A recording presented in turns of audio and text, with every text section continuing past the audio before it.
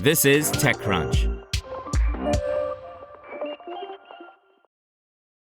Ben Lamb, the billionaire founder of Colossal Labs, and Sophie Turner spoke about his company's efforts in reviving the long-extinct direwolf during a panel at South by Southwest's first London outpost. The wolf re-entered the public consciousness because of the television show Game of Thrones, in which Turner was a leading character.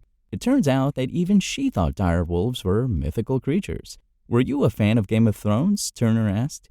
"I was a fan of Game of Thrones," Lamb said. "When Game of Thrones came out, which was a while ago, I never thought, oh, by the way, one day we'll make dragons or dire wolves." Lamb retold the story of how he and his team at Colossal brought back the dire wolf species, which had been extinct for more than 10,000 years.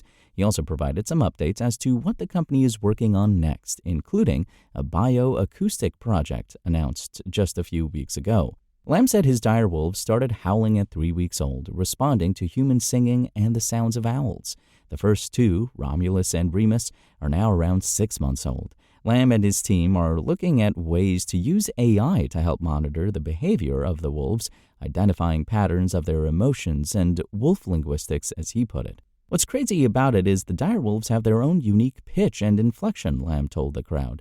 "We're going to release that later this year," he said, referring to a bio-acoustic project which will map out the different types of direwolf howls. The wolves live on a 2,000-acre preservation in a top-secret location. He referred to the park as Very Yellowstone. It has an animal hospital, as well as full-time caretakers and full-time security. The wolves are learning socialization tactics that would help them in the wild.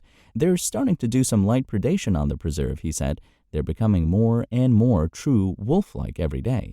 He also said that they are about to officially introduce the two wolves to a newly created direwolf, a female named Khaleesi, who is around 3 months old.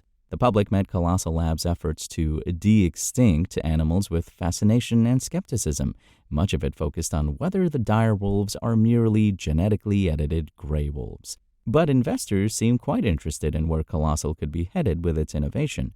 TechCrunch reported back in March that the company is looking to revive the Tasmanian tiger and the dodo, two other extinct animals. The company announced this year a $200 million Series C at a $10.2 billion valuation and said in March it genetically modified mice to grow mammoth-like fur.